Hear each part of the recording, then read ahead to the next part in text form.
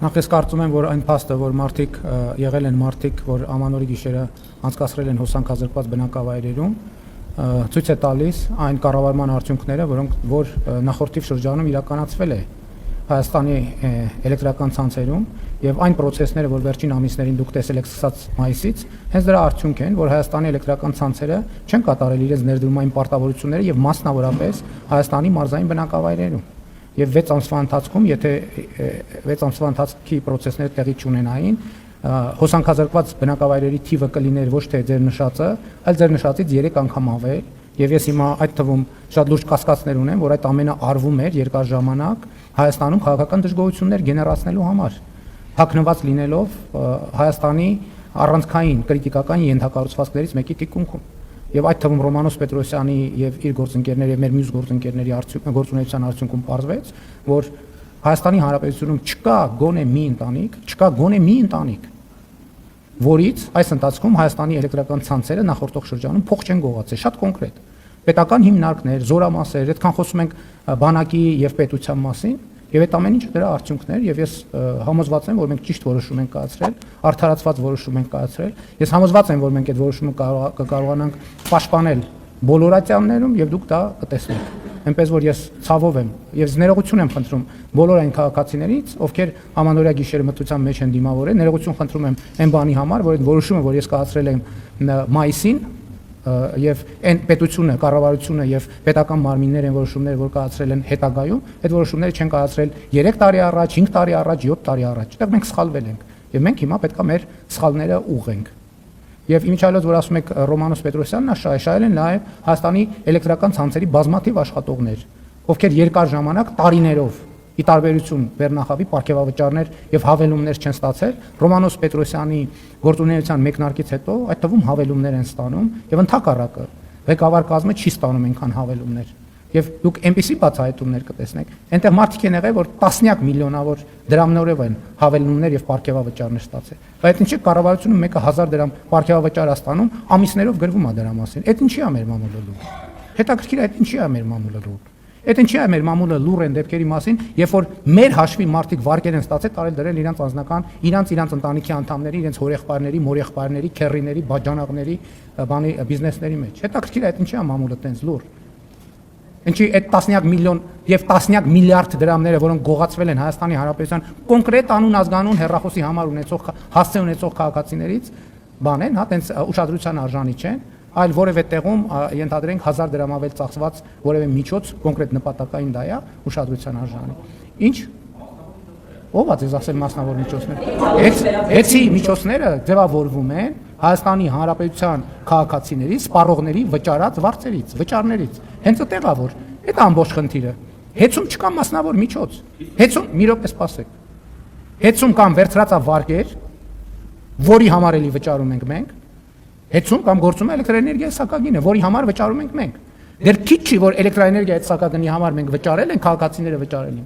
Հավելագրումներ են արվել պետական հիմնարկների վրա, մասնավոր հիմնարկների վրա։ Հայաստանի Հանրապետությունում մի ընտանիք չկա, որից հեծը ձեր նշած անձանց կառավարման շրջանում փող չի գողացել։ Մի այդպիսի ընտանիք չկա, մի այդպիսի հիմնարկ չկա, մի այդպիսի մարդ չկա, մի հոգի։ Երևի մենակ իրանք իրանցից էլ ըստ ամենայնի գողացած կլինեն։ Ինչ վերաբերվում է Հայաստանի ծառայական սուրբ եկեղեցու բարենորոգման խորհրդին, գիտեք, ես հիմա վարչապետ եմ, չէ՞, որպես ձեր առաջադեմ գալ, ես քաղաքացի չեմ։ Ես քաղաքացի եմ նաև, ես Հայաստանի ծառայական սուրբ եկեղեցու հետևորդ եմ նաև։ Հիմա ասենք այդ փարիսեցիությունը ինչի համար, շատ լավ ես կարող էի բան անել, գրել Նիկոլ Փաշինյան Հայաստանի Հանրապետության քաղաքացի։ Եվ դուք այսօր բրիֆինգին հաց կտայիք։ Հայաստանի Հանրապետության քաղաքացի Նիկոլ Փաշինյան, բա դուք ինչ գործ ունեք վարչապետի կեցավայրում։ Ինչի՞ չեք գնացել Իջևանի ձեր Ասլանյան փողոց, չգիտեմ, 10 տան բանում բնակարանում բան արել, կազմակերպել այդ հավաքը եւ այլն եւ այդպես շարունակ։ Այսինքն ես չեմ կարծում, թե դա որևէ խնդիր կա եւ ես էլի ուզում եմ ասեմ, այո, ես հանդես եմ գալիս որպես Հայաստանի ծառայական սուրբ եկեղեցու հետևորդ, բայց հանդես եմ գալիս որպես Հայաստանի Հանրապետության վարչապետ։ Այն օրը մի րոպե ներողություն, այն օրը որ իմ ելույթում ասացի, որ որոշ մարդիկ փորձ են անում Հայաստանի ծառայական սուրբ եկեղեցին օգտագործել որպես հենակետ Հայաստանի Հանրապետության դեմ օգտագործելու համար։ Ինչ վերաբերում է ձեր մեղադրանքներին, 63-րդ Սաղմոսը այդ հարցի պատասխանը տալիս է, որտեղ ասում է անօրենություն փնտրեցին, հոգնեցին փնտրելուց եւ քննելուց։ Թող շարունակեն փնտրել եւ քննել։ Եվ նրանց բացի հոգնությունից ուրիշ ոչ մի բան չի սպասվում։ Շնորհակալություն, պարոն Փաշինյան, ես հիշում եմ, երբ որ դուք ազգային ժողովի ընդդիմադիր падգամավոր եք, անդրադառնում եք օֆշորային հայտնի սկանդալին, որի մեջ ներգրավված էր նաև Նավաստարտ arczepiskopos Կոճոյանի անունը։ Նա նաև անցնում էր ապօրինի գույքի հարստացման, այդ գործով, եթե չեմ սխալվում, բայց գլխավոր դատախազությունը այդպես էլ չի հստակեցրել, թե խոսքը մասնավորապես ինչ ապօրինի գույքի մասին է։ Նրա ձեր կողմից բնորոշվել էր Bentley Samo։ Հիմա Bentley Samo-ի հետ է պատրաստվում բարենորոգել եկեղեցին, չունեք այն մտավախությունը, որ այն մեղադրանքները, որոնք հնչեցվում են նույն կաթողիկոսի վերաբերյալ, նույն ձեր հետ փաստաթուղթ ստորագրած եպիսկոպոսները, arczepiskoposները եւս խախտել են այդ ուխտը, ինչպես դուք եք ասում, եւ անդրադառնալով նաեւ ԱԱԾ-ի փաստաթղթին Եզրասի arczepiskoposi վերաբերյալ նա հերքել է, ասել է, որ այդ փաստաթուղթը կեղծ է, սա հարցի այս հատվածը եւ երկրորդը կառավարությունը պարբերաբար արտոնություններ է տալիս այն գործարարներին, որոնց հետ ունի սերտ առնչություն։ Օրինակ այսօր էլ բաց դարձավ, որ Ջերմուկ գրուպն է ստացել արտոնություն, ավելի վաղ Սամվել Ալեքսանյանի ընտանիքին պատկանող ընկերությունը։ Հա, եւ սա նաեւ այն պարագայում, երբ դուք դարձյալ ընդդիմադիր եղած ժամանակ խիստ քննադատում եք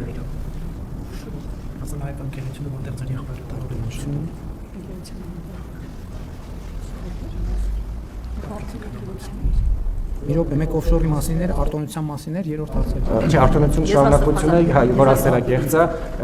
ես հիշում եմ նաև, որ ասում եք կեցի այն Հայաստանը, որը վաղն է գալու։ Սա էր արդյոք այն Հայաստանը, որը պիտի գար ձեր պատկերացմամբ, շնորհակալություն։ Այդ ես չեմ ասել, այդ Մովսես Գորգիսյանն է ասել, որ կարող է կրկնել եմ եւ այո, ես իմ ամանորյա ուղերձում ասել եմ։ Ես անդրադարձել եմ այդ թեմային եւ ասել եմ, որ այո, սա է այն Հայաստանը, որը պետք է գար, եւ սա լավ Հայաստան է։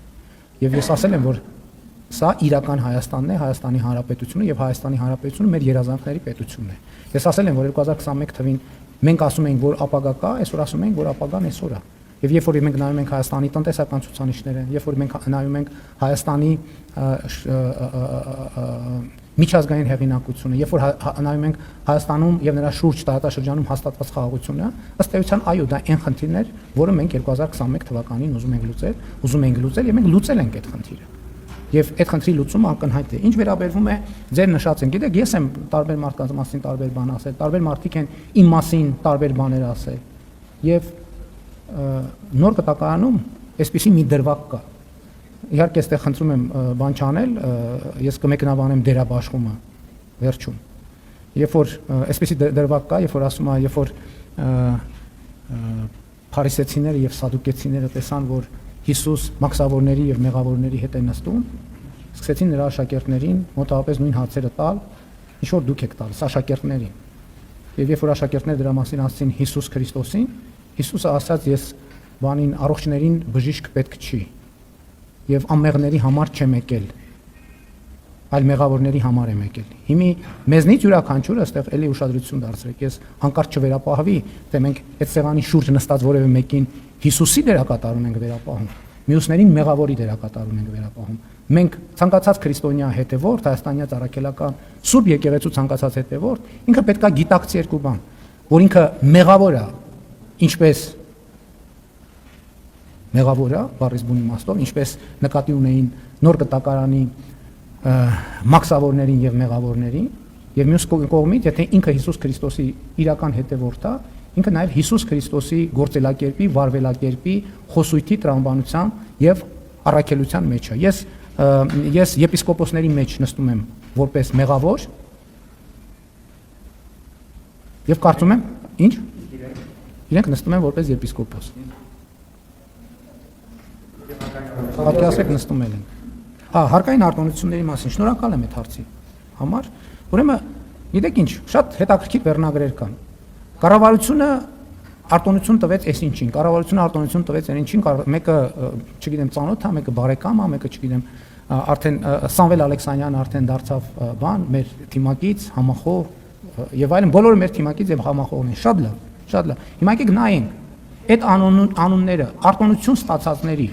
քանի տոկոսն են, քանի 1% են, 10% են, 100% են։ Այս համակարգը արտոնությունների կոչվում է գերակա ոլորտում մաքսային արտոնություններ տրամադրելու մասին։ Հազարավոր գործարարներ այդ արտոնությունը ստացել են։ Այդ թվում ընդդիմության հետ կապված գործարարներ, այդ թվում ընդդիմության հետ չկապված գործարարներ։ Եվ ընդ որում այս մեխանիզմը գործում է, եթե չեմ սխալվում, 2017 կամ 2016 թվականին եւ գործում է ինքնաշխատ եղանակով։ Այսինքն կառավարության կարգավորումները այնպիսին են, որ համակարգ աշխատում է ինքնաշխատ եղանակով։ Այսինքն ինչա, կա մոդուլ։ Գործարարները, ընկերությունները իրանց տվյալները լրացնում են եւ ներկայացնում են արտոնությունից օգտվելու, մաքսատուրքի հետաձգման կամ արտոնության։ Կառավարության միակ դերը ստուգելն է, իրանց դրած տվյալները համապատասխանում են իրականությանը թե ոչ։ Եվ եթե համապատասխանում են իրականությանը, կառավարությունը իրավունք չունի այդ արտոնությունը իր իսկ որոշման համաձայն չտա։ Հիմա դուք ասում եք կամայական որևէ անուն, ստացել է այդ արտոնությունը, իհարկե ստացել է։ Չնայած էլի ասեմ, թե շատ մանրամասներին չեմ էլ դիրապետում, որովհետև դա ինքնաշխատ համակարգ է։ Հիմա այդ ձեր նշած անունները ընդհանուր առմամբ այդ արտոնություններ ստացածների քանի տոկոսն են։ Այդ արտոնություններ ստացածների ես ճշգրիտ տոկոս չեմ կարող հիմա հաշվել ասել, բայց համոզված են 2%-ն են, 3%-ն են։ Այսինքն հազարավոր ընկերություններ ստացել են, ստանում են եւ կստանան։ Եթե այդ հազարավոր ընկերությունների մեջ կա ընկերություններ, որոնք ինձ բարեկամ են, համոզված եղեք, այդ ընկերությունների մեջ կան ընկերություններ, որոնք ձեզ են բարեկամ, ձեզ են բարեկամ, ձեզ են բարեկամ, ձեզ են բարեկամ, բացառում են։ Շատ լավ, ձեր անազգանում կտակ եւ մենք ձեր բարեկամին կգտնենք առաջիկա, ես ամենայն լրջությամբ եմ ասում։ Ես բացառում եմ, որ այդ արտոնություններ ստացած ընկերությունների մեջ ներկաներից, այսպես ներկաներից որևէ մեկի բարեկամ չլինի։ Բացառում եմ, որ ըլնի որևէ ընդդիմադիր падգամավոր եւ ընդդիմադիր քաղաքական գործիչ, որի բարեկամներից մեկը այդ արտոնությունը տաշիր գրուպը գնացեք նայեք քանի անգամ այդ արտոնությունից ստացել։ Էլով կա, որ հայտնի է որպես ընդդիմության շրջանակում։ Բացառում են որևէ ընկերություն, որ այդ արտոնությունից օգտված չլինի, բացառում են։ Եվ հետեւաբար կառավարությունը վերնագիր Փայլակ Ֆահրադյանի եւ մյուս լրագրողների բարեկամների ընկերություններին հերթական անգամ տվեց արտոնություն։ Այո, տվել ենք եւ ելի կտանք։ Աջորդ հարցը եկամուտներից կգնա Փայլակի մոնը։ Այդ իր բարեկամի հարաբերությունների հարցն է, ես չեմ կարող դա կարգավորել։ Պարոն վարչապետ, դուք անդրադառնալով այն մեկնաբանություններին, որ այս օրերին հնչում են, որ դուք խախտում եք ըստ էության սահմանադրություն օրենքները միջամտելով եկեղեցու գործերին, դուք մեջ բերեցիք սահմոսներ, սահմոսով պատասխանեցիք, բայց վարչապետի լիազորությունները կարգավորվում են սահմանադրությամբ եւ օրենքներով, որոնք ըստ էության հստակ սահմանում են վարչապետի լիազորությունները։ Հիմա դուք իսկապես ձեզ չի անհանգստացնում հեռանկարը, որ մի օր ձեր եւ գուցե նաեւ ձեր որոշ թիմակիցների, որոնք այս օրերին շատ ակտիվ գործողություններ են իրականացնում եկեղեցու հետ կապված, ձեր գործողություններին կտրվի իսկապես քրեաիրավական գնահատական, այսինքն դուք այս հեռանկարը բացառում եք եւ երեք երեկոյան դուք հրապարակեցիք հերթական ռելիզը հաղորդագրությունը, չգիտեմ դուք ոնց դա կանվանեք, որ կայացել է խորհրդի նիստ, որը ձևավորել եք 10 հոգևորականների հետ եւ այնտեղ նշվեց, որ փաստորեն ճանապարհային քարտեզը, որը միջև այդ եք արդեն ներկայացրել, դրա իրականացման անցնցում իրականացման հետ կապված որոշումներ են ընդունվել, եթե ես ճիշտ եմ մեջբերում, հնարավոր է մանրամասնեք ինչ որոշումներ եք կայացրել եւ ինչ եք պատրաստվում անել։ Ըստ էության կաթողիկոսը մի քանի անգամ այս ընթացքում ակնարկել է, որ նա հեռանալու մտադրություն չունի, դուք շարունակում եք նույն օրակարգը։ Ինչ գործողությունների եք պատրաստվում դիմել հոգևորականների հետ եւ որտեղ է այդ նիստը տեղի ունեցել։ Դե վարչապետի կեցավայրում է տեղի ունեցել նիստը։ Տեսեք, վարչապետի լիազորությունների հետ կապված ես ուղղակի քանի որ ձեր հարցի մասին նախապես չգիտեի, չեմ պատրաստվել, բայց ես օրինակ որտեղ է գրած վարչապետի այնտեղ որտեղ գրած է վարչապետի լիազորությունների մասին, օրինակ վարչապետը լիազորություն ունի բրիֆինգ անելու։ Կա գրած վարչապետի լիազորությունների մեջ, որ վարչապետը չէ, մի ունի, հələ մի հատ կնայենք, հետաքրքիր է, որտեղ է ֆիքսված, որ վարչապետը ինքն էլ ամեն շաբաթ բրիֆինգ անելու իրավունք ունի, լրագրողների հարցերին պատասխանելու իրավունք ունի։ Ես նկատի ունեմ, կառավարություն վարչապետը, ես կարծում եմ, որ երկրի հանրային նշանակություն ունեցող հարցերին պետք է անդրադառնա։ Անկախ նրանից հիմա ես օրինակ վարչապետը ռիլ նկարելու եւ հրապարակելու իրավունք ունի, թե չունի։ Ինստիտուտների միջև եւ դրա համար եւ դրանով ես կամրջում եմ վարչապետի ինստիտուտը, կամրջում եմ քաղաքացու ինստիտուտի հետ, կամրջում եմ Հայաստանյան առաքելական Սուրբ եկեղեցու հետևորդի ինստիտուտի հետ, կամրջում եմ Նոր կտակարանի ինստիտուտի հետ եւ այլն, կամրջում եմ աղոթքի ինստիտուտի հետ, կամրջում եմ քաղաքացու ինստիտուտի հետ եւ այլն եւ այդպես շարունակ։ Ինչ վերաբերում է թե մենք ինչ ենք պատրաստվում անել, ասում եք, որ Կտրիչ Ներսիսյանը հեռանալու մտադրություն չունի, մենք պատրաստվում ենք այնպես անել, որ ինքը իր մտադրությունը փոխի։ Իսկ ոչ մեկ էլ հեռանալու մտադրություն չի ունել։ Մետով ասում, որ Սերժ Սարգսյանն էլ հեռանալու մտադրություն չուներ, բայց ստիպված էր հեռանալ։ Նույնն է Կտրիչ Ներսիսյանը ստիպված կլինի հեռանալ։ Բայց մենք դա էլ եմ ասում, ոնց որ արել ենք, դա մենք կանենք անցնցում քրիստոնեական հանդուրժողականությամբ եւ սիրով տողորված։ Եվ այն դեպքերում դուք նկատել եք, այնտեղ որտեղ ես հետահայաց ինքնահայեցվել եմ եւ տեսել եմ, որ մենք այդ քրիստոնեական հանդուրժողականության եւ սիրո ուղուց շեղվել ենք, Ես դրա համար հրապարակային ներողություն եմ խնդրել, պատասխանատվություն եմ կրել եւ այդ թվում արդեն բազմիցս Հայաստանից առաքելական Սուրբ Եղեցու խորանի առաջ ծնկի եմ գալիս եւ ներում եմ հայցում իմ մեղքերի համար։ Ինչ վերաբերում է քրեաիրավական գնահատականին, Հայաստանի Հանրապետությունը ինստիտուցիոնալ պետություն է եւ համոզված եղեք, եթե իմ արարքներում կամ որևէ մեկի արարքներում, ձեր արարքներում, մյուսի արարքներում լինեն քրեական պատասխանատվության կամ քրեական օրենսգրքի արձագանքի ենթակա արարքներ, դրանք իրենց արձագանքը անպայման կստանան։ Ուրեմն Հայաստանի Հանրապետության իրավապահ մարմինները գործում են Հայաստանի Հանրապետության ամբողջ տարածքում։ Դուք խոսում եք օրենքից, որևէ օրենքում գրված չի, որ իրավապահ մարմինները տենստեղ կա, որ չեն կարող մտնել կամ իրավապահ մարմինների մտնելու կարգ գոյություն չունի։ Այդ ամենը տեղի ունենում օրենքով սահմանված կարգով։ Եվ ինչ որևէ մեկ ուզում ասի, որ Հայաստանի Հանրապետությունում կա տարածք, որտեղ Հայաստանի Հանրապետության օրենքը չի գործում, ոչ, ես համաձայն չեմ այդ ձևակերպման հետ։ Շնորհակալություն։ Մի բան ճշտեմ, դուք որ ասում եք Հայաստանում չկա մի ընտանիք, որից հեծը գողություն առաջ չլինի, հոսանքի հավելագրումների տեսքով, վստահ հայտարարում է, որ մեր ընտանիքից եւ մեր համեստ բնակարանից նախկինում հեծը երբևէ գողություն չի արել եւ հավելագրում չի եղել, հակառակ պարագայում ով է լինել հեծի ղեկավարությունը, մեր թաղի էլեկտրիկից միջև ղեկավարությունն այդ հետևանքները կզգան իրենց մասշտի վրա, իսկ փոխարենը հիմա մենք նկատել ենք վերջին ամիսներին, որ կարծես թե ավելի գրում էր հոսանքը։ Սա իմիջայլոց։ Չկներեք, դա իմիջայլոց չի, ուրեմն ես ձեր հայտարարությունը շատ պատասխանատու հայտարարություն է եւ ես կարծում եմ, որ եւ հեծը եւ իրավապահ մարմինները եւ վերահսկողություն իրականացնող մարմինները պետք է ձեր կոնկրետ հարցին պատասխան տան եւ հանրությունը հրապարակային կառավարության շենքում արված այս հայտարարությանը պետք է արձագանք ստանա։ Բոլոր մասերին։ Շատ պատրաստ եմ տրամադրել թող ուսումնասիրեն մեր տան հոսանքի ցուցմունքները։ Ինչ բուն հարցը ձևակերպել է, ես ուղղակի հարցնեմ, ես կարող եմ օգտագործել դոմփել բառը իմ հարցի մեջ ձեզ հղում տալով։ Թե դա 18+ էթիկայի սահմաններում չի, թե կարող եմ օգտագործել։ Ազատ եք օգտագործել ցանկացած բառ։ Ուրեմն կօգտագործեմ։ Դուք տեղյակ եք այն խոսակցություններից, այն նաև մամուլի հրապարակումներից, համաձայն որոնց նախ ձեր կողմը անցած եւ այսպես ասած տիրադար հրճակված եպիսկոպոսներից Վազգեն Միրզախանյանը նախկինում երբ եղել է Վիրահայոց թեմի առաջնորդը այդ շրջանում սեռական ինտիմ կապի մեջ է եղել իր քահանաներից մեկի կնոջ հետ կամ ինչպես դուք եք ցույց ասել դոմփել է իր քահանայի կնոջը եւ դրանով իսկ պատճառ է հանդիսացել այդ քահանայի ընտանիքի փլուզմանը եւ մեծ սկանդալի առիթ է դա տվել եւ իրեն ուղղակի վտարել են այդտեղից որպեսզի ել ավելի մեծ զարգացումներ չլինեն նաեւ մամուլում հրապարակումներ կան Վազգեն Միրզախանյանի այսպես ֆինանսական մախինացիաների ենթադրյալ մախինացիաների գործարքների մասին մի խոսքով լավ հրճակ չի վայելել ինքը Վիրահայոց թեմում։ Հիմա դուք այս մարդու միջոցով ինչպես եք փորձում ձեր խոսքերով ասած պայքարել սրբապղծության դեմ ինքը օրինակ պղծությամբ զբաղվել է պիղծ է թե սուրբ մակրամակուր կենցաղով կուսակրոն հոգևորական է։ Մեկ էլ այսօր կառավարության որոշումներից մեկով տեսա որ կառավարության ղեկավարին այս դեպքում ձեզ սպասարկող մեքենայի պետհամարանիշ այսօր պետք է լինի Ultra Gold Հայաստանի դրոշը եւ ընդամենը մեկ թիվը Սա նորից հիշեցեց ձեր խոսքի ու գործի տարբերությունը նախկինում երբ որ դուք նոր եք ստանձնել այս պաշտոնը հայտարարում եք որ երկրի ղեկավարի մեքենան չպետք է ունենա գոլդ համարներ պետք է հասարակ լինի այն ժամանակ նույնիսկ հասարակ համարով էր ձեր Mercedes-ը 136.01 կամ ՍՍ հիմա տենց գնալով ավելի տենց գոլդացավ հիմա էլ ավելի գոլդ է դառնում սա օրինակ ո՞նց է բացատրում այդքան էական հարց չի ուղղակի Չէ էական հարց է ես կարծում եմ որ այդ թվում դուք գիտեք որ մենք ժամանակի ընթացքում որոշ մոտեցումներ այո վերանայել ենք եւ վերանայել ենք ընտրահանվածությամբ եւ մենք նաեւ այդ թեմաներով խոսակցություն ենք ունեցել որ մենք այնուամենայնիվ պետական որոշակի ատրիբուտներ կա որ մենք պարտավոր ենք պահել եւ այդ ատրիբուտները պահելը մեր անձնական կմահաճույքի հարց չի այլ պետական արարողակարգերի հարց է եւ մենք պետքա մաքսիմալ փորձենք այդ արարողակարգերը պահել իսկ համարանիշի փոփոխությունը տեղի ունեցել հետեւյալ տրամաբանությամբ որ որոշակի ինդիկացիա է եղել որ գործող համարանիշի վրա գրվող հայերեն ՍՍ տառը այդպես արձանագրվել է որպես Սերժ Սարգսյանի անվանատառեր եւ ոչ թե կոնկրետ անձի հետ կապված եւ մենք կարծում ենք որ պետական այդ համարանիշը չպետք է որևէ մեկի անվանատառ կրի այսինքն հիմա ես էլ չպետք է գրեմ NP001 եւ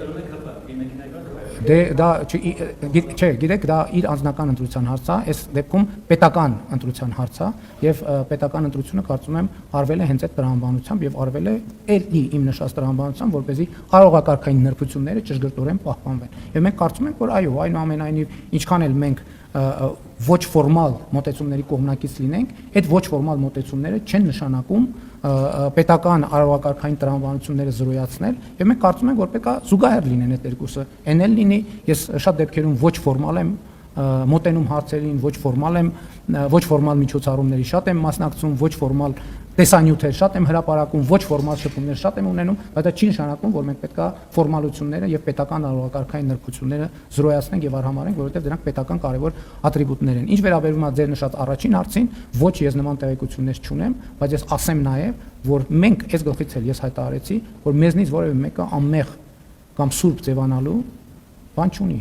մտադրություն եւ կանխավարկած չունի։ Ընդհակառակը բարենորոգման հայտարարության մեջ արձանագրված է մեր մեղավորությունը եւ պատասխանատվությունը եւ մեր ցանկությունը եւ ընդհանրապես ես կարծում եմ սա չի վերաբերվում միայն եպիսկոպոսներին կամ պաշտոնյաներին։ Մենք ընդհանրապես պետք է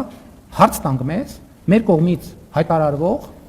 բարոյական, հանրային բարոյականության արժեքների եւ մեր ամենօրյա ապրելակերպի հարաբերությունների մասին։ Այս օրակարգը սրա մասին է, որովհետեւ ես բոլորի միջոցով Հայաստանի Առաքելական Սուրբ Եկեղեցու բոլոր հետևորդները այս օրակարգի մեջ ունեն իրենց անելիքը։ Եվ մենք չենք պատրաստվում հավատաքննության ենթարկել։ Հիմա պատկերացնում եք, այնօր մենք երթ ենք հայտարարել կամ պատարակ ենք հրավիրում, հիմա մենք մարդկանց հավատաքննության պետք է ենթարկենք։ Դրա համար կա այդ թվում կարգ։ Ես ասացի, ես ինքս գնում եմ Խորանի առաջ ծնկի եմ գալիս եւ իմ մեղքերի համար տողություն եմ խնդրում, որովհետեւ իմիջայլոց հավատաքննության չենք ենթարկում եւ այդ հայտարարությունը բաց է նաեւ կաթողիկոսի համար, եթե ուզում եմ միանա այդ հայտարարությանը, կարող է ես չգիտեմ, բայց ես կարծում եմ, որ հանրությունը այդ թվում այդ եւ մնացած բոլոր հարցերի պատասխանը պետք է ստանա։ Եվ իմիջայլոց, եթե ուշադիր եք եղել, ուրեմն բարենորոգման հայտարարության մեջ հատուկ կետ կա, որ պետք է Հայաստանյաց Առաքելական Սուրբ Եկեղեցին ընդունի նոր կանոնակարգ, որտեղ պետք է ընդունվեն հոգեվորականի բարի վարքության ոչ միայն կանոններ, այլև այդ ընդունված կանոնները պահպանելու մեխանիզմներ։ Սա է այդ հարցի պատասխանը։ Հոմ վարչապետ, այսօրվա կառավարության նիստին անդրադարձակ տնտեսական զարգացման ցուցանիշներին ու ուղղություններին, եթե ավելի մասնավորեցնենք, ինչ կոնկրետ գործիքակազմ է կիրառվելու, որպեսզի արտահանման ծավալները ավելացվեն։ Արտահանման ծավալների հետ կապված Գիտեք, ես թերևս էլի Արուճի օրինակը բերեմ, որ կառավարության նիստում անդրադարձած է։ Հիմա Հայաստանում արտադրվում արտահանման, խթանման լավագույն գործիքներից մեկը տնտեսվարողին աջակցելն է արդյունավետությունը եւ արտադրանքի որակը բարձրացնելու հարցում։ Երկրորդը քաղաքական նպաստավոր պայմաններ ստեղծելը եւ արտահանման ուղղությամբ աջակցություններ ցուցաբերելը, ինչը մենք անում ենք, Եվրասիական տնտեսական միության սահմաններում արտահանման հնարավորություններ կան, մենք այսօր քայլեր ենք ձեռնարկում, այդ թվում մաքսային ընթացակարգերում աջակցելու կամ մաքսային ընթացակարգերի ծախսերը փոխհատուցելու ծրագրերի միջոցով դեպի Եվրամիություն արտահանումը խթանելու ուղղությամբ։ Հաջորդը տրանսպորտային կապուղիների բացման թեմայով մենք տեսնում ենք, որ արտահանման եւ ներմուծման նոր հնարավորություններ են բացվում եւ իհարկե ընդհանուր առմամբ այստեղ էլ կրթությունը ռազմավարությունների ռազմավարություն է, որովհետեւ նոր շուկան ինքը փակ գիրք է։ Պետք է այդ գիրքը բացել եւ կարդալ։ Որպեսզի այդ գիրքը կարդանք, պետք է այդ գրքի լեզուն իմանանք, գրքի տերմինները իմանանք, գրքի կառուցվածքը իմանանք, որպեսզի այդ գիրքը կարողանանք կարդանք։ Հետևաբար այստեղ էլ օգնելն է, աջակցելն է տեխնիկական, կազմակերպչական եւ կառավարչական կարողությունները բարձրացնելու եւ զարգացնելու հարցում։ Պարոն վարչապետ, եկեղեցու բարենորոգման այս ծրագիրը իրականացնելը արդյոք ներքին պառակտման չի տանում, որովհետև մենք դրա դրսևորումը տարեվերջին տեսանք Մայրաթորում, երբ երկու խմբի էին բաժանվել մարդիկ, մի մասը պահանջում էր կաթողիկոսի հրաժարական, հեռանալ, մյուս մասը պաշտպանում էր, աջակցում էր եւ այնտեղ իրավապահների շնորհիվ բախումներ չեղան, հնարավոր լինեին բախումներ, արդյոք ներքին պառակտման չի տանում եւ ուխտերթի ժամանակ ձեր գնահատմամբ դուք ստացաք հասարակության լայն աջակցությունը, որովհետև մեծ մասը, ինչպես կադրում երևում են կամ մամուլագիրում էր պետական ապարատի աշխատողներ էին։ Ես կարծում եմ, որ պառակտումը վաղուց է տեղի ունեցել, որովհետև Հայաստանի ժողովուրդը ըստ էության հեռացված է եկեղեցուց եւ Հայաստանի ժողովուրդը ավելի ու ավելի պակաս կապ ունի իր եկեղեցու հետ, որովհետև եկեղեցու վերնախավի գործելակերպը հենց ժողովրդին եկեղեցին մեկուսացնելն է ժողովրդից, բայց եկեղեցին առաջին հերթին ժողովրդի եկեղեցին է, ժողովրդի համար է եկեղեցին։ Եվ մենք երբ որ տեսնում ենք, հիմա ասում եք ընդհակառակը, այս process-ը մարդկանց ավելի շատ է տանում պատարակների, նույնիսկ ընդդիմադիր գործիչները խորան են բարձանում, պատարակի են մասնակցում, սարկավակ են դառնում եւ այլն եւ այդպես շարունակ։ Մեր խնդիրն է վերականգնել ժողովրդի եւ եկեղեցու միասնությունը, ինչ վերաբերվում է Սուրբ Ծննդյան ուխտերթին, ես կարծում եմ, որ այն բավական մարդաշատ էր, այնտեղ կային պետական պաշտոնյաներ, այնտեղ կային քաղաքացիներ, այնտեղ կային ինձ քանի հոգի զոհվածի մայրեր են մոտեցել այդ երթի ժամանակ, իրանք պետական պաշտոնյա չէին։ Մարզերի բնակիչներ են մոտեցել, մարդիկ կային արտերկրից էին եկել, որ այդ երթին մասնակցել, իրանք պետական պաշտոնյա չէին։ Այդ այնց որ նայենք, ես մասնակցել եմ, պետական պաշտոնյա եմ, պետական պաշտոնյա եմ։ Օրինակ կառավարության անդամներ եղել են, որ մասնակցել են, եղել են, պետական պաշտոնյա են։ Բայց բազմաթիվ, այսինքն վարչապետը հրավիրում է երթ եւ պետական կառավարման թիմակիցները պետք է չմասնակցեն, հա, պետք է բոյկոտեն, բայց չմասնակցեն, պետք է ասեք վարչապետը երթ է հրավիրել, հննայեք, պաշտոնյաները մի հատ էլ բան են արել, բոյկոտել են, սա նշանակում է կառավարման ճգնաժամ կա Հայաստանի հանրապետությունում։ Պաշտոնյաներն էլ են մասնակցել, ոչ պաշտոնյաներն են, որովհետեւ կառավարության ղեկավարը մասնակցում է այդ փաստի բերումով, այսինքն իմ կոչն ա եղել, ես եմ հրավիրել։ Չեմ ասել պաշտոնյաները չգան, ոչ պաշտոնյաները գան։ Հաշվել եք, ով է հաշվել որ մեծամասնությունը։ Ես էլ ասում եմ, ճնշող փոքրամասնությունն ա եղել պետական ապարատի աշխատող։ Գիտեք ինչ, բոլորը տեսակ, թաքուն ա եղել այդ միջոցառում, թաքուն չի եղել։ Դուք եք ձեր տեսախցիկներով եղել եք։ Իմիջիալոց, այս խոսակցությանը ի պատասխան եկեք հաշվեք, քանի պետական պաշտոնյա մասնակցել ի վերջո հրապարակային կադրերը։ Դուք էլ հաշվեք, մենք էլ հաշվենք։ Վերջում թիվը հրապարակեն, քանի պետական պաշտոնյա մասնակցել, քանի ոչ պետական պաշտոնյա չհանդիսացող մարդ մասնակցել, կտեսնեք, որ ճնշող մեծամասնությունը պետական պաշտոնյա չհանդիսացող մարդ է։ Հաջորդ հարցը Լիպսիմե Ջևեջան։ Ընկերներից հետ կապված ձեր դիրքորոշումն եմ ուզում ճշտել, մեր գործընկերներից Ժողովուրդ օրաթերթին զրկել են հավատարմագրումից ազգային ժողովի Հայկ Կոնջորյանին հարց տալու հետ կապված, որպես նախկին լրագրող եւ խմբագիր, ինչ դիրքորոշում ունեք նման դեպքերի հետ կապված։ Հաջորդը դուք 2019-ի օգոստոսին Ստեփանակերտի հրապարակում ձեր հայտնի ելույթի ժամանակ հայտարարեցիք, անուններ եք այնտեղ հնչեցնում, ասում եք, որ եթե հայկական կապիտալը հայրենիք չունի, ապա ինչու են Ռուբեն Վարդանյանը, Վարդան Սրմաքեշը, Սամվել Կարապետյանը միլիոնավոր դոլարների ներդրումներ անում Հայաստանում եւ Արցախում։ Դուք այնտեղ մեծ ոգևորությամբ հորդորում էիք, ասում եք անուն առ անուն այս մարդկանց պետք է հիշենք եւ հորդորում էիք ծափ տալ, եթե մոռացել եք այդ դրվագը, ես կարող եմ sense կարճ մի պահ ուղակի միացնել, տեսեք ինչ ոգևոր միացրեք լսենք։ Մի րոպե։ Չէ, ոգևորության պահ է։ Չի միանում, չգիտեմ։ Ցայնը խաս։ Անձայնա կորե։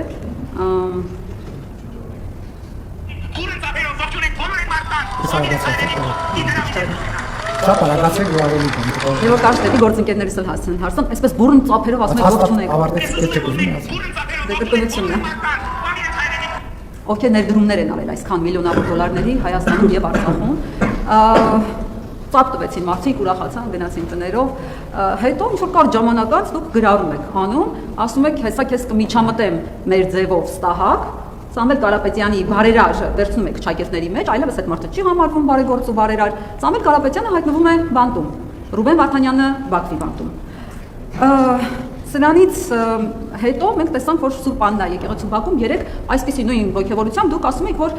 ծափ տան այն նույն 10 եպիսկոպոսներին, որոնք դավաճանել են Վեհափար Հայրապետին, թիկունքով են շրջվել նրանց եւ արդեն ձեր կեցավայրում են հայտնվել ինչ-ինչ հանգամանքների բերումով,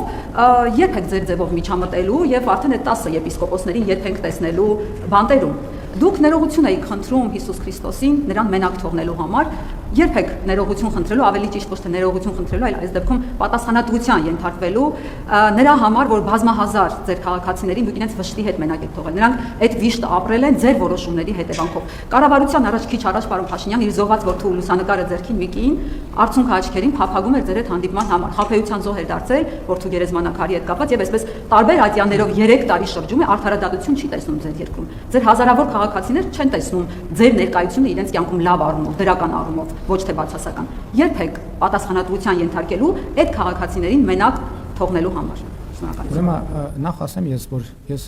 զոհվածների, անհետ կորածների, հարազատների հետ հանդիպում եմ այնպիսի պարբերականությամբ, որի մասին դուք պատկերացում չունեք, որովհետև մենք չենք լուսաբանում այդ հանդիպումները, որովհետև մենք չենք անում այդ հանդիպումները PR անելու համար։ Երկրորդը, ես ձեզ ասացի, որ այն օրվա երթին օրինակ այդ թվում եկեղեցիներում, պատարակների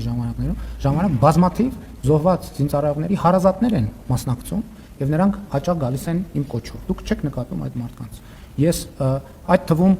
ամեն օր քաղաքացիներից տասնյակ նամակներ եմ ստանում, տասնյակ նամակներ։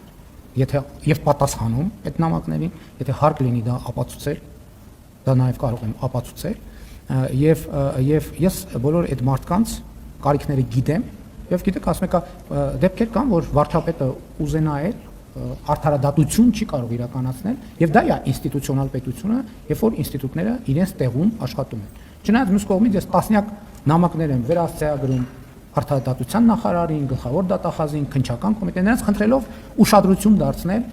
քաղաքացիների նամակներին եւ որևէ պատասխան կամ իրենց տալ կամ ինձ ուղարկել որևէ ինֆորմացիա։ Իմիջիայլոց այսօր Facebook-ի էջում մի հատ բան է գրել քաղաքացիներ նամակ գրել ինձ, որ տենց խաբեության զոհ է դարձել եւ ես ուղղակի ամենալավ արարքը համարեցի այն արձագանքը, որ Facebook-ից էջում դնեմ, մարդիկ կարդան,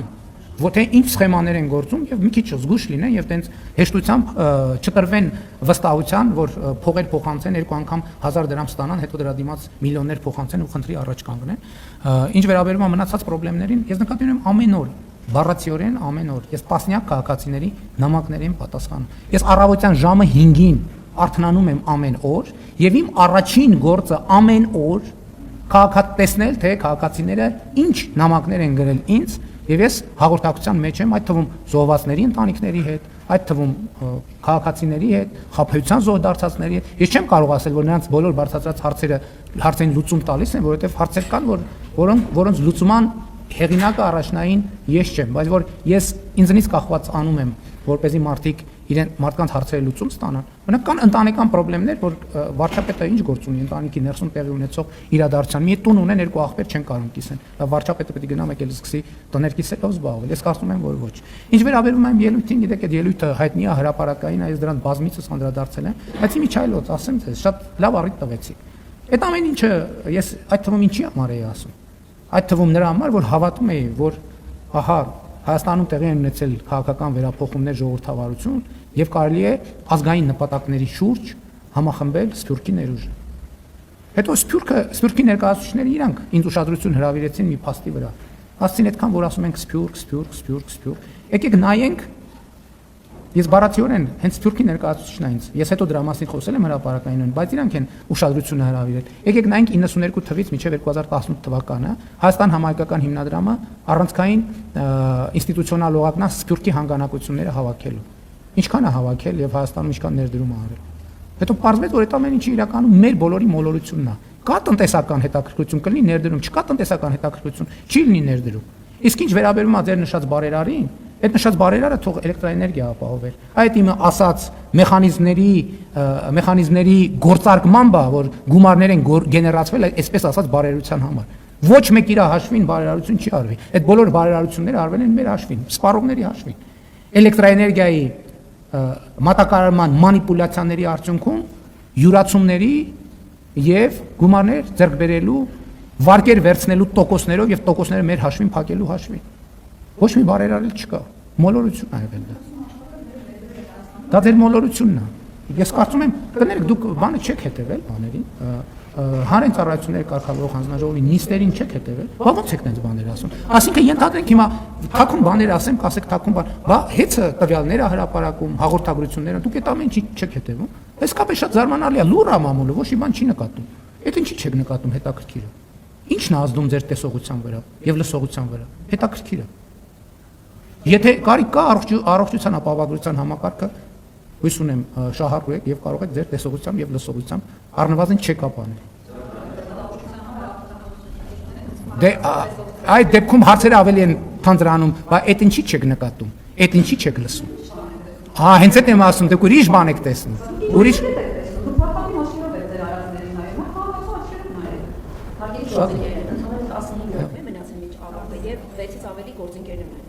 Սա նշանակում է, որ որոշ ներկայացուցիչներ չեն ուժում, որովհետև մյուսները մարդը չեն փոխել։ Ես ներողություն եմ։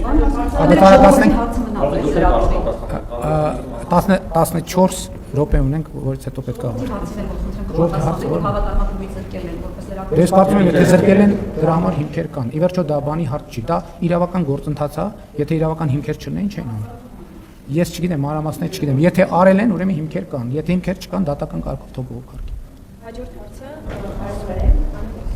Պարոն Փաշինյան, քիչ առաջ էլ հայտարարեցիք, որ եկեղեցին ոմանք փորձում են օգտագործել որպես հենման կետ Հայաստանի Հանրապետության դեմ գործելու համար։ Ուղիղ կասեք, ովքեր են ոմանք, եւ եթե անուն կամ փաստ չի ներկայացնում, չի ստացվում, որ մերկապարանոց հայտարարություն եք անում, եւ վերջերս ՀԱՊԿ գլխավոր քարտուղարը հույս է հայտնել, որ Հայաստանը շուտով կվերադառնա ՀԱՊԿ, նշելով, որ դրա համար կան անհրաժեշտ բոլոր պայմաններն ու նախադրյալները, ինչ որոշում կա Հայաստանը դուրս կգա ՀԱՊԿ-ից, թե կապասառեցնի իր անդամակցությունը։ Իմիջայլոց նախորդ հարցին ի պատասխան ես չանդրադարձա, երբ որ ասում եմ, որ եպիսկոպոսները դավաճանել են Կտրիչ Ներսիսյանին։ Կտրիչ Ներսիսյանն է դավաճանել հայաստանյա ծառայելական սուրբ եկեղեցուն եւ Հիսուս Քրիստոսին։ Իր եւ հավատավոր հետևորդներին հայաստանյա ծառայելական սուրբ եկեղեցու։ Ինչ վերաբերվում է, գիտեք ինչ, ինչքան փաստեր են հրապարակում, էդ էլ է։ Այսինքն տպավորությունն է, որ ոչ մի փաստ հրապարակված չի։ Հրապարակված են այդ փաստերը։ Նախորդ անգամ մի րոպե, նախորդ անգամ ասացիք, որ Եզրաս Ներսիսյանի ԿԳԲ-ի գործակալ լինելու վերաբերյալ տվյալը, բա որտեղից ազգային անվտանգության ծառայությունը պաշտոնապես տվյալ է հրապարակել։ Հիմա էլ ասում են կեղծ է։ Մսամվել Խաչատրյանի հետ կապված տեսան մեկը հարցրել է, ի վերջո Կտրիչ Ներսիսյանը մոռացել են այս պատմությունը ինչից է սկսել, երբ որ եպիսկոպոսները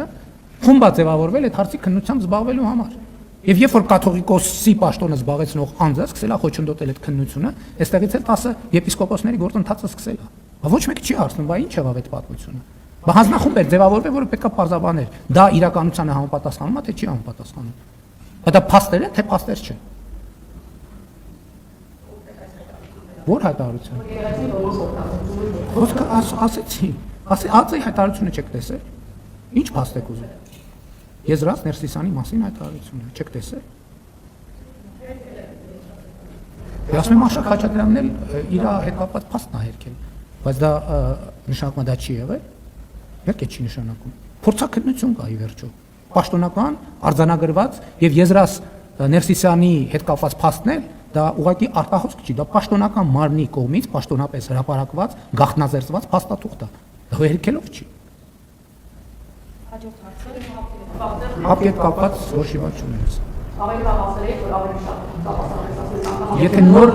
նոր բան ասելու ունենայի, կասեի, ինչ որ ասել եմ նախորդ անգամ, ուրեմն դա ուժի մեջ է։ Քանի հարց ունենք, իմիջիայլոց դուք էլ մի հարց տվեք, որ ես մի հարցի պատասխանեմ։ Պարոն վարչապետ, հայտնի դարձավ, որ Ադրբեջանից կրկին վառելանյութ է գալիս։ Սա ինչպես է լինում։ Կառավարությունը բենզին վառելանյութ կրողներին տեղյակ է պահել, ասել է, որ կարող եք արդեն Ադրբեջանից ձեռք բերել, ներկրել։ Սա արդյոք բոլոր ընկերություններին է տեղյակ պահել, գործընթացը ինչպես է եղել, դա հանրության համար անհայտ է։ Սա կխնդրեմ պարզաբանեք եւ արդյոք Ադրբեջանն էլ հետաքրքրված է հայկական ապրանքներ ներկրելով եւ եթե այո, ապա այս փուլում կոնկրետ որ ապրանքների շուրջ քննարկումներ կան։ Փոխվարչապետերի հանդիպման ժամանակ Ադրբեջանի փոխվարչապետը արտահայտել է պատրաստակամությունը Ադրբեջանի վաճառել նավթամթերք։ Հայաստանի կառավարությունը նախնական ուսումնասիրելով դաշտը այն գործարարներին, որոնք մեր գնահատմամբ հակված չեն լինի դրանից քաղաքական ակցիա սարքել, ասել, որ օրինակ կառավարությունը մեզ ստիպում է, որ մենք Ադրբեջանից բենզին գնենք, իսկ մենք չենք գնում բենզին, որովհետև եւ այլն եւ այլն։ Մենք ասել ենք, որ կա այդպիսի հնարավորություն։ Եվ երկու կողմերի ընկերությունները, եթե չեմ սխալվում, Հայաստանի կողմից երկու ընկերություն կապ են հաստատել, իմիջիայլոց ասեմ, բոյկոտի դրսևորում առաջին խմբականակի ներկրման ժամանակ եղավ, որովհետև եղան ցանցեր, ովքեր հրաժարվեցին վաճառել այդ բենզինը, ինչը նշանակում է, որ մեր նախնական մտահոգությունը եւ մտավախությունը ճիշտ էր։ Եվ հիմա 1, 2, 3, 4-ին ես կարծում եմ, որ բոլորի համար հասկանալի կլինի, որ այդ շուկան եւ հնարավորությունը բաց է բոլորի համար եւ ով ուզենա կարող է դրանից օգտվել։ Ես, այսինքն որևէ ուրիշ այլ սահմանափակում չկա։ Հիմա անկեղծ ասած տենց պրոցեսներ կան, որ Հայաստանը եւ Ադրբեջանը պոտենցիալ ապրանքների ցանկեր են փոխանակում, թե ինչ ձեռք բերելու եւ ինչ վաճառելու եւ ինչ գնելու հարցում են հետաքրքրված եւ process գնում է, երբ որ նորություններ կլինեն կիմանանք։ Այսինքն կա քննարկում։ Ես գիտեմ, որ նախնական ապրանքախմբերի ցանկեր են փոխանակվել, դեռևս ուսումնասիրության process-ը։ Հաջորդ հարցը շարքային Պարոն վարչապետ, սահմանազատման գործընթացը ներկայացվում է որպես խաղաղության գործիք, սակայն գոնե այս պահին հասարակության համար պարզ չէ դրա հաջորդ քայլը եւ այս տարվա մասով կոնկրետ ինչ անելիքներ կան եւ արդյոք ամբողջական սահմանազատումից հետո Հայաստանի Հանրապետության ինչքան տարածքներից ինքնական դուրս կգան ադրբեջանական զորքերը։ Ես երկրորդ հարցին բազմիցս անդրադարձել եմ եւ սահմանազատման գործընթացը դրա մասին է, որ ճշգրտվեն փոխադարձաբար ճանաչված տարածքները Ալմա-Աթայի հռչակագրի հիման վրա։ Դուք գիտեք, որ երկու երկրների սահմանազատման հանձնաժողովների համատեղ գործունեության կանոնակարգում արձանագրված է Ալմա-Աթայի հռչակագիրը որպես սահմանազատման բազային սկզբ, եւ դա պետք է իրագործվի։ Սահմանազատման գործընթացում գիտեք, որ հանդիպում տեղի է ունեցել եւ հիմա որոշակի աշխատանքային process-ներ են տեղի ունենում եւ պատեհ առիթով սահմանազատումը գործընթացը կշարունակվի, այսինքն հիմա էլ է շարունակվում, բայց ամեն ինչ չի, որ գետնի վրա տեղի ունենում, որովհետեւ գետնի վրա իհարկե տեղի կունենա, որովհետեւ հատկապես կապուղիների եւ թրիփ ծրագրի մեկնարկի համատեքստում առնվազն պետք է սահմանի հատվածները սահմանագծվեն, որպեսզի կոմունիկացիաները սկսեն աշխատել եւ այո, ես գիտեմ, որ ակտիվ աշխատանք է գնում գետնի վրա, երբ որ լինի համապատասխան տեղեկատվությունը կլինի։ Նկատի ունեմ նախատեսված է, բայց ինքը նրբություններ ունեցող աշխատանք է, հիմա այդ նրբությունների փաստաթղթային նախապատրաստությունների վրա աշխատանք է տեղի ունենում։ Հաջորդ հարցը Պարոն Փաշինյան, դուք ասում եք, որ նպատակ ունեք փրկել հայ առաքելական եկեղեցին եւ բարենորոգել։ Հիմա իմ մոտ բնական հարց է հնչում, դուք չեք ուզում հայ առաքելական եկեղեցին փրկել օրինակ Ադրբեջանի գործողություններից, ասպատակություններից, հա։ Մենք գիտենք, որ Ադրբեջանը ամենօրյա ռեժիմով Արցախի տարածքում ոչնչացնում է հայկական մշակութային ժառանգությունը։ Թե ձեր գործողությունները միտված են նրան, որ եկեղեցուց այդ սեփականությունը Արցախի եկեղեցիների խլվի եւ ավելի հեշտությամբ ադրբեջանցիները այդ գործողությունները իրականացնեն, ավերեն մեր բանկերն ու եկեղեցիները հազարամյա եւ հայ առաքելական եկեղեցին հայցեր ներկայացրել միջազգային դատարան Շուշիի կանաչ ժամի հետ կապված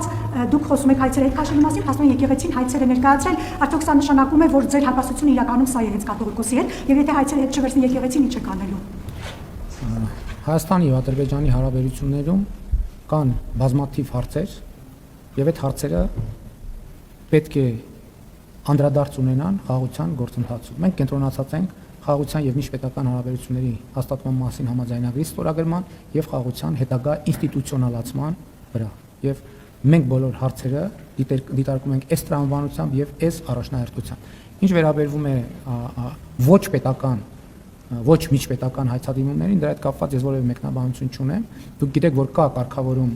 խաղաղության համաձայնագրում միջպետական հայցերի վերաբերյալ եւ այդ կարգավորումները ուժի մեջ կմտնեն ստորագրումից եւ ավերացումից հետո։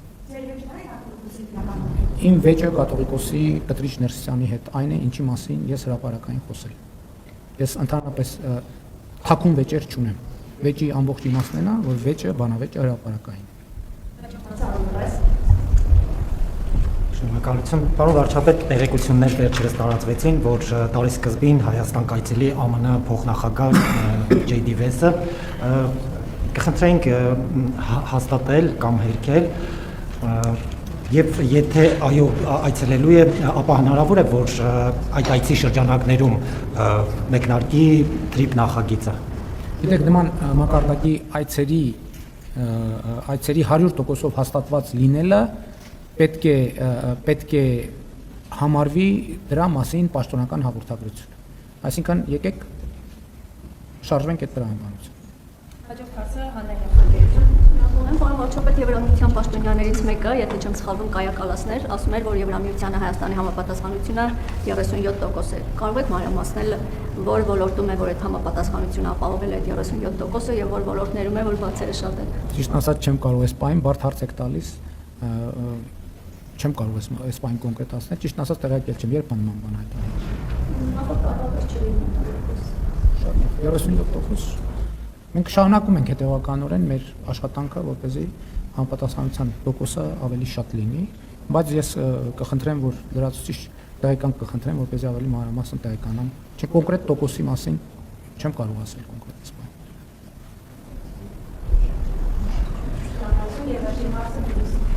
Շնորհակալություն, պարոն Փաշինյան, Հայաստանն ընդգրկվել է World Travel Index-ի ճանապարհորդության համար աշխարհի ամենապահով երկրների ցանկում եւ 193 երկրների շարքում 13-րդն ենք մենք,